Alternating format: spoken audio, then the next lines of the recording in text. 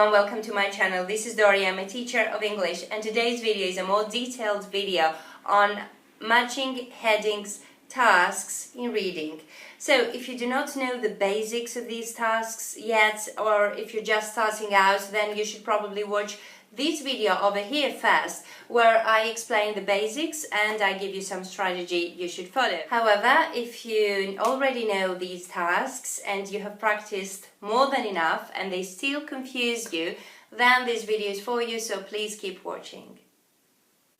Okay, first of all, you should be careful not to lose valuable time in this task, as it has to do with whole paragraphs, So please, again, do not read the whole paragraph. You cannot do that. You do not have time for that. Only skim through the paragraph just to get the overall meaning and the gist of it. So secondly, only read carefully the first 2 to 3 lines of the paragraph and the last 2 to 3 lines of the paragraph. You pay attention to these 2 parts. And what about the middle? Well, you just skim through the middle in order to very quickly, in order to find the connection between the beginning of the paragraph and the ending of the paragraph. And this will give you the overall meaning, the overall point, the gist of the paragraph, as we say. Now go quickly back to the headings and start eliminating those that definitely do not fit for this single paragraph. Usually only 2 headings are the ones that are going to confuse you. So pay attention, eliminate the rest, and pay attention only to these 2 headings. Every single word in the heading is important, so ask yourself, is this true in the paragraph? Does it represent the overall meaning, the overall point that the paragraph wants to make? Does this heading stand true for the paragraph from the beginning to the end? So usually at this point you should be able to make a decision. So choose your heading and quickly move on to the next paragraph. After that, you will follow the same procedure paragraph to paragraph. You will pay attention only to the beginnings and the endings. You will skim through the middle to find a connection. Then you will go to the headings, back to the headings. You will eliminate the ones that do not fit, and you will ask yourself questions about the ones that fit. And then you will make a decision. Later, after you have finished the task, maybe you need to change something, a heading with a paragraph. If you need to change something, please don't panic. It is usual, and it will be so much clearer and easier for you to do it if you have followed the previous procedure. You will instantly know which heading should be changed in the end, okay? Overall, what you need to ask yourselves about headings and paragraphs is, what does this heading actually mean? What does it want to say? I'm sure you understand the meanings of the headings, but for example, when we have a heading that is called a real method, okay? What does real mean? Of course, they don't use the adjective real here in order to tell you that it exists, that the method exists. No, not at all. They probably use real here because maybe some people, some scientists, let's just say, don't recognize this particular method as real, as scientific. And this paragraph wants to justify and support the method as real, as scientific, for example, okay? And now let's go and have a look at some examples which may help you more. Okay, now I will show you this way of thinking with some examples. You can see this paragraph over here. Let's just read and underline very carefully just the first 2 to 3 lines. So let's go read it together. I can remember when my father was studying for the bar exam. He spent hours upon hours each night after he would get home from work. Okay, just this part over here. And then for the middle, we're going to just skim through the paragraph. So here we go.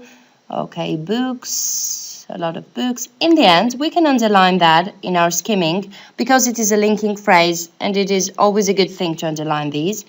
Successfully, okay. What else? Has his own law practice. Sure, money may have been a motivating factor. You can underline this too. But something else now. It's going to say, the paragraph is going to say something opposite than money being a motivating factor. All right? He wanted a career change. And now, after we skimmed through the middle, we pay attention and we underline only the last 2 to 3 lines. Let's read it together. He had been making an excellent 6-figure salary with the previous corporation he worked for, but it wasn't enough. He wanted to be his own boss. Okay, what do we do in this paragraph? Again, let's recap. We pay attention only to the beginning, we skim through the middle, and we also pay attention to the end. And what is the connection between the two parts here, the beginning and the ending? The connection is that although he was very successful in his previous corporation worked, he wanted a career change. So let's go back to the headings and find out the truth. Okay, here are our headings. Let's go one by one. Time for a career change. This could be possible. The paragraph talks about a career change, right? So it could be possible. Money as a motivating factor. Well, if I remember correctly, the paragraph said something about money being a motivating factor. Let's go and check it out again. So here we have underlined that, sure, money may have been a motivating factor for him, but more importantly, he wanted a career change. So the most important point the paragraph wants to make is not about money being a motivating factor. Sure, money always is a motivating factor, but he was happy with the money he was making. He was making an excellent 6-figure salary. The most important thing in the paragraph is that he wanted a career change. He wanted what? He wanted to be his own boss. So, money as a motivating factor, it could be, but it is not. What about economic recession and workplace? No, not at all. The paragraph says nothing about that.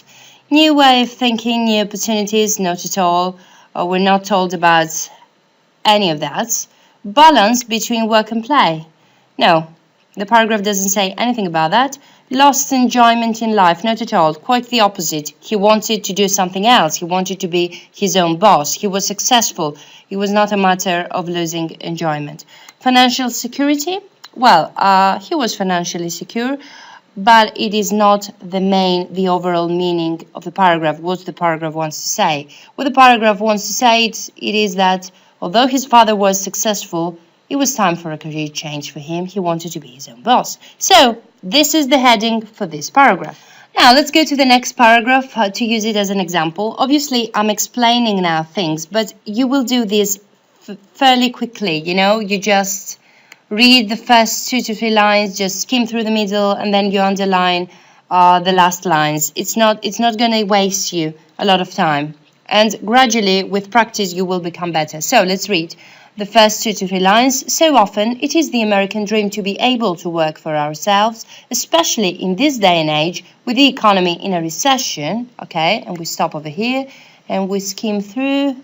Okay, own supervisor, we can underline that because we may lack the discipline to maintain. Okay, while money is always a motivating factor, again, we see that. It does not have to define us. When you see these phrases, while these are linking words that usually prepare the reader that something opposite is going to be the case, you see, it does not have to define us. Laid off from the jobs, instead of being, and now the last part, instead of being disappointed or upset, people that were laid off from their jobs, instead of being disappointed or upset, they are happy for the opportunity to have some time to figure out what it is that they really want to be doing with their lives, or with their life. Okay, so this paragraph is all about the workplace, isn't it? And what happens now with this economy, with this bad economy of ours nowadays? People have lost their jobs. The connection, what is the connection? The connection is that people find ways to be their own supervisor in this economy because some of them have lost their jobs, but they're not upset or disappointed. They're happy for the opportunity to have some time to do something else. Okay, let's go to the headings. Time for a career change. It could be that. honestly. But is it the main point? Does this heading define the paragraph as a whole? I don't think so. And in addition, we have already put this heading in the first paragraph where it actually went. Money as a motivating factor. Again, we saw that phrase. Let's go back to the paragraph to check it out more carefully. Okay, while money is always a motivating factor for all of us, because face it, we need money to live, obviously, it does not have to define us. In a time where so many... Okay, we have skimmed through this part, but now we can go, if we remember something, and read it a little bit more carefully. Again, it is not the main theme of the paragraph. Money is not used as a motivating factor in this case, in this paragraph, in order to convey that. This paragraph is used to say that it does not have to define us. Money, all the time. Something else is more important. Let's go back to the headings. Economic recession and workplace. Well, obviously, from the beginning till the end of the paragraph talks about economic recession and what actually happened in the workplace. People have lost their jobs and things have changed. They want to be their own boss and stuff like that. So this heading could be it, but let's move on. New way of thinking, new opportunities. The paragraph talks about the opportunity of doing something else, but the overall gist is not about a new way of thinking. We're not told about that. Nothing about a new way of thinking. And new opportunities as a plural, as a whole, no, not so much. Balance between work and play, no, it doesn't say anything about that. Lost enjoyment in life. Again, it talks about enjoyment, but quite the opposite actually. Even people that have lost their jobs, they're not upset or disappointed. Here, do you remember? Instead of being disappointed or upset, they are happy for the opportunity. So, not this heading here. And what about financial security? Well, the paragraph really doesn't talk about financial security per se. It is more of an economic recession in workplace. Do you see that now? Is that clear? I think it is really clear when you follow this strategy, when you follow this kind of procedure. Okay, that's it for today. I hope it helped. For questions and comments here or on Facebook, Twitter and Google+, our links are down below in the description box. Thank you very much for watching. Good luck with your exam.